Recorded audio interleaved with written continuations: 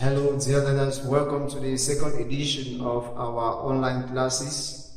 Today we are going to continue with the topic Cameroon's contact with the outside world, and we are going to see the third party that shared contact with Cameroon during the 17th century. Given that we had already looked at others in our previous class, we are going to look at the Dutch today. My dear students, we are equally going to have an activity immediately after examining the Dutch contact with Cameroon. Then immediately after this, we shall proceed to examine the evolution of Europe and America, taking the evolution of Europe from the Dark Ages to Renaissance, being part A, then the evolution of America from the 8th century to the 15th century. Though we are going to just introduce this part of this topic of our lesson today, so that in our next class we'll delve straight away into it proper.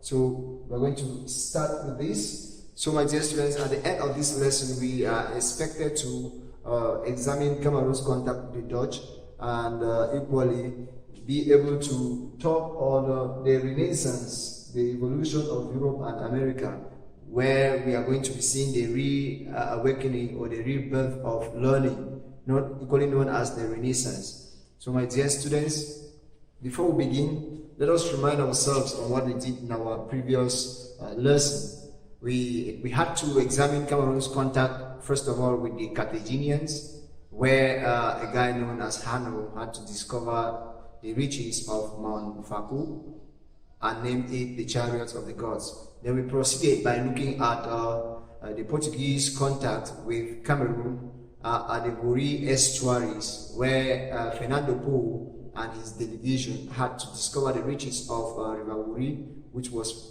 endowed with prawns. And we came to realize that due to the fact that the prawns are called Cameroons in Portuguese, Cameroon happened to have derived her name from the name of from the River Vori, where the Portuguese found prawns.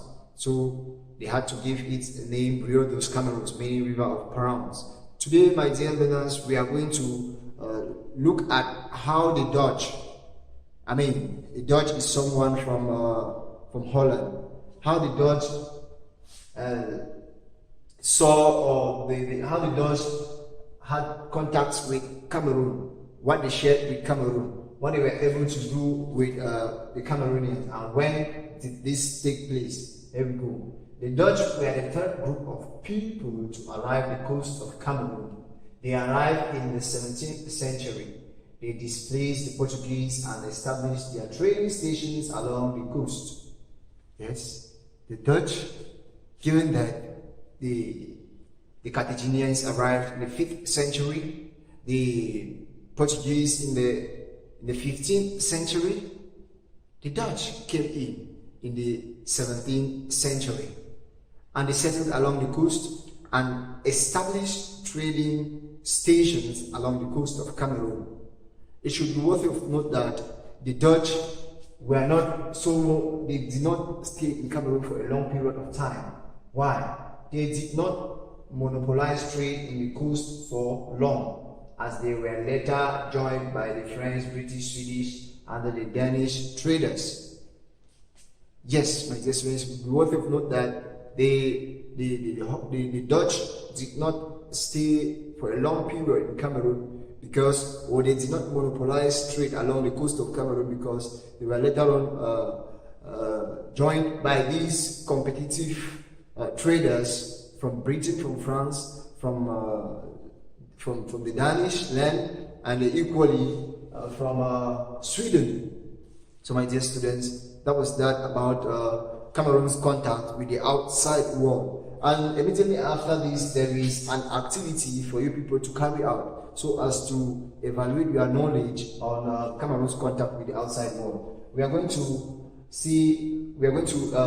are expected to tell how the following European nations called Cameroon, starting with France, Britain, Germany, and Portugal. What appellation did they give the territory Cameroon? Yes, we are expected to give that. Then furthermore, Dutch were the first Europeans to have contact with Cameroon. Who were the first Europeans to have contact with Cameroon? Dutch were the first people to have contact with Cameroon. European people this time around. There is a difference in it. Don't get caught in the trap. The Carthaginians came from Dutch.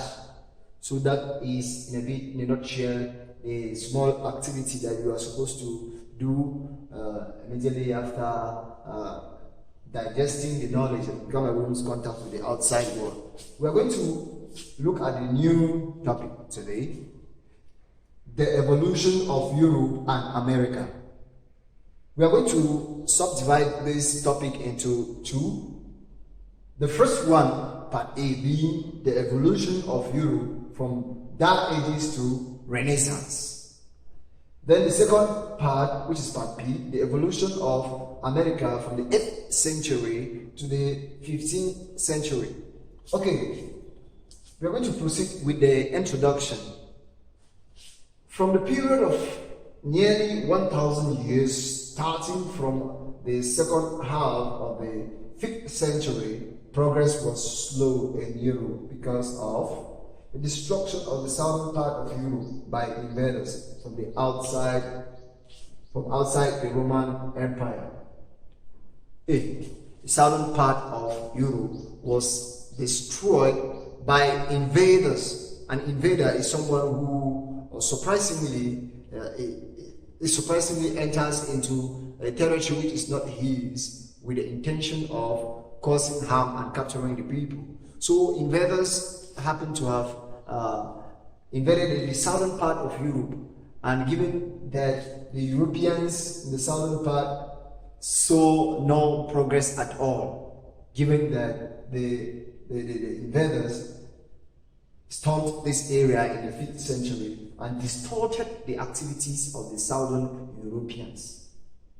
Destruction of the southern part of Europe by invaders from inside the Roman Empire. Southern Europe was divided into little kingdoms which were always at war. Yes, Southern Europe was divided into little kingdoms, small kingdoms. What we saw while examining the empires of Western Sudan as vassal states. Vassal states are states that are answerable to major states. So Southern Europe was made up of these small states, and they were always at war with each other. So my dear student, let's explain why development in Southern Europe was slow. The first part of the Middle Ages can be referred to as the Dark Ages. The first part.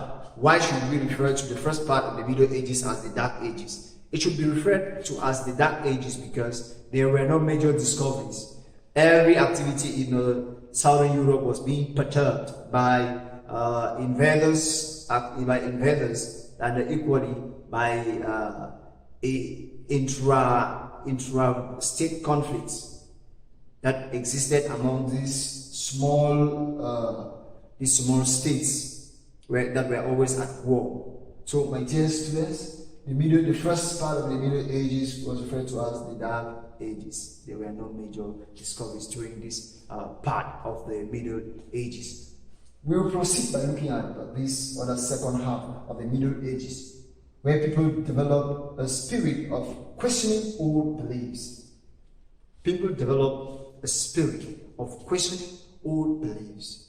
Why is it that things were being done in the ancient time this way? Why is it that man carried out labor with his physical power? Why is it that man ate with sophisticated tools?